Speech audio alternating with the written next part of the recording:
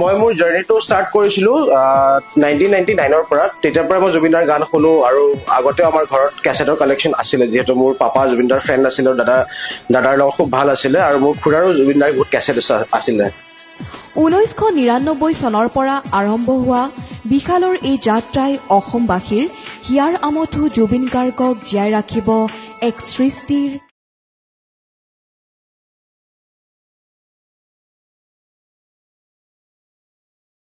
আৰু সেই কালেক্ট কৰি আহি ইমানখিনি পাইছে আৰু দাদাক মইতো ছাৰপ্ৰাইজ দিয়া কথা আছিলে। মই গোটেই অসমবাসী ৰাইজক ক'ব বিচাৰিছো যে মোৰ এই মিউজিয়ামটো দাদাই অপেন কৰিছিলে 16 ছেপ্টেম্বৰত। তো যিহেতু গাইডভাৱে জুবিনদা এতিয়া আমাৰ লগত নাই, কিন্তু আমি জুবিনদাৰ এই ক্ৰিয়েশ্যনখিনি আমি কেনেকৈ ৰাখিব লাগিব সেইটো আমি চিন্তা কৰিব লাগিব, কাৰণ এইখিনি যদি নাইকিয়া হৈ যায় পিছলৈ আমি গান শুনিব নাপাম। আৰু এইখিনি বস্তু ডিজিটেলাইজ কৰি কিনে আমি বস্তুটো ফৰ্মেটটো কম্পিউটাৰত ৰাখিব লাগিব।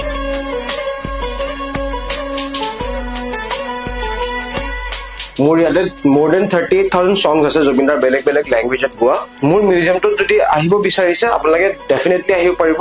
আৰু মোৰ এই মিউজিয়ামটোৰ নাম হ'ল মেলোডি অডিঅ' হাউচ ZZ।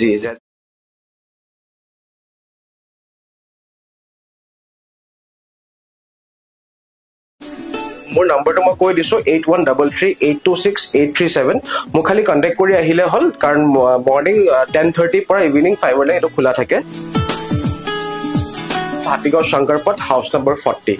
ইয়াতে আহিলে আপুনি জুবিনদাক এক্সপ্ল'ৰ কৰিব পাব। ইয়াতে দাদাৰ বিষয়ে জানিব পাৰিব। ইয়াতে দাদাৰ বুকছ আছে, ইয়াতে দাদাৰ মেগাজিনছ আছে, দাদাই নিজে লিখা পয়েমছ আছে, তাৰপিছত ইয়াতে ফটোজ আছে, মেগাজিনছ, ঢেৰ বস্তু আছে। ইয়াতে আহিলে বেছি ভালকে